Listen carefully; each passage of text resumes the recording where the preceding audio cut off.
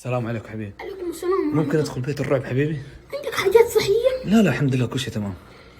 كيف يقولوا الرعب جدا مستوى عالي هنا؟ مستوى عالي، عندك ديناصور، في حاجات تخوف يعني. طب ممكن تعطيني نظرة بس؟ تفضل اخوي بس. خش حيك.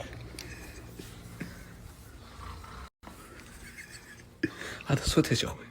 صوت الديناصور. الديناصور هذا؟ الديناصور هذا من فين جبتوه؟ من فين استوردتوه؟ هذا صورة يبري صغار. هذا ميمي كويس يعني دي يخوف يعني. يخوف هذا جدا. تعال بس بشغل دقيقة اخوي، بس بشغل النور عشان نطمن. حيصح عياكم ترى. لا معلش، تعال اخوي تعال. شوف هذا هو اخوي، من فين جبتوه انتم؟ هذا جبناه من برا ايطاليا. من ايطاليا؟ رعب بصراحة. عندكم غرفة كلفتكم مليار؟ ايوه الصغار حقه كلفنا مليار. اوف الشغار، عشان كذا يقول لك اذا دخلت غرفة ما تنام. ما تنام 4 ايام. اوف عشان كذا وقعت الورقة. يعطيك العافية. تكفى بتصور جنبه، تكفى. لا ما حيسمع، تكفى بتصور جنبه. تكفى تعال صور لا تخاف. انت ايش بك خايف انت؟ حيصح انا اتعامل معه بطريقة يهدى. طريقة عشان يهدى انت روح بسرعة عجل. لا ما حيسمع، تكفى صور جنبه.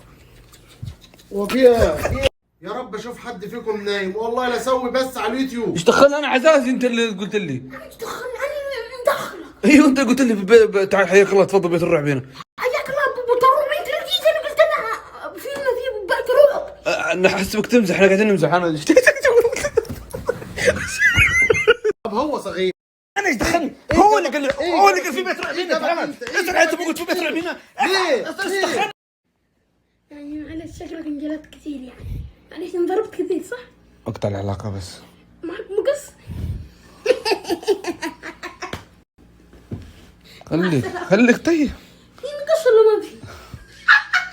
اقطع العلاقة. ها اقطع وانا كمان. شوف زي ما قلنا ايه شوفنا والعلاقة حتكون زفت معك. انا باخذ شنطتي بروح. تورطني الله يستر عليك وفرصة سعيدة. كذا نظامك حبيبي معلش. بس